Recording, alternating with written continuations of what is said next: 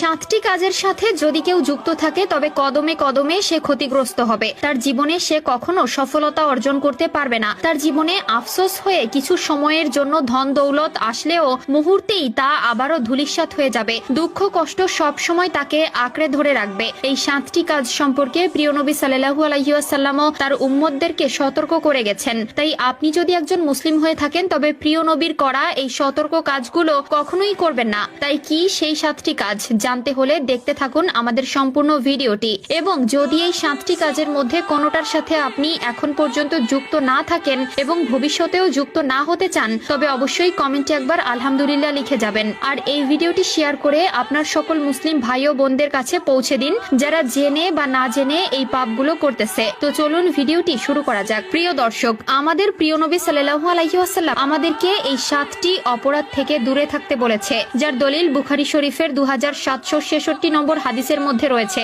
যা হযরত আবু হুরায়রা রাদিয়াল্লাহু তাআলা আনহু এই হাদিসটি বর্ণনা করেছেন। যেখানে নবী করিম সাল্লাল্লাহু আলাইহি ওয়াসাল্লাম একদিন তার সাহাবায়ে একরামদের সামনে রেখে বলা শুরু করেন এই সাতটি পাপাচারের কথা, যা থেকে তিনি প্রত্যেক মুসলিমকে বিরত থাকতে বলেছেন। যার মধ্যে প্রথমটি হলো আল্লাহ তাআলার সাথে কাউকে শরীক করা, অর্থাৎ আল্লাহ তাআলার সাথে কাউকে শরীক করা যাবে না। আল্লাহ তাআলা পবিত্র কোরআনের ভেতরে 5 নম্বর পারার 5 নম্বর পৃষ্ঠার 4 ও 5 নম্বর লাইনে সূরা নিসার 48 নম্বর আয়াতে নিজেই বলে দিয়েছেন যে আমি সকল ধরনের পাপ রাশি ক্ষমা করলেও আমার সাথে শিরককারীকে কখনোই আমি ক্ষমা করব না। দ্বিতীয় নম্বরটি হলো কারোর উপর ইচ্ছাকৃতভাবে জিন জাতি দ্বারা জাদু করা, অর্থাৎ ব্ল্যাক ম্যাজিক করা, জাদু করা। এই সকল কুফরি কাজগুলো আল্লাহ তাআলা কখনোই পছন্দ করে না। যারা এটা করবে তারা অবশ্যই ধ্বংস এবং তারা তাদের জীবনে বিপদ টেনে আনবে, কষ্ট দুঃখ টেনে আনবে। তৃতীয় নম্বর হচ্ছে অন্যায়ভাবে কাউকে দুনিয়া থেকে বিদায় করে দেওয়া, অর্থাৎ রাগের বশীভূত হয়ে কিংবা কারো প্রলোভনে পা দিয়ে অপর কোনো ব্যক্তি আপেক্ষিক বর্গকে হত্যা বা এর সাথে যুক্ত হওয়া। চতুর্থ নাম্বার হচ্ছে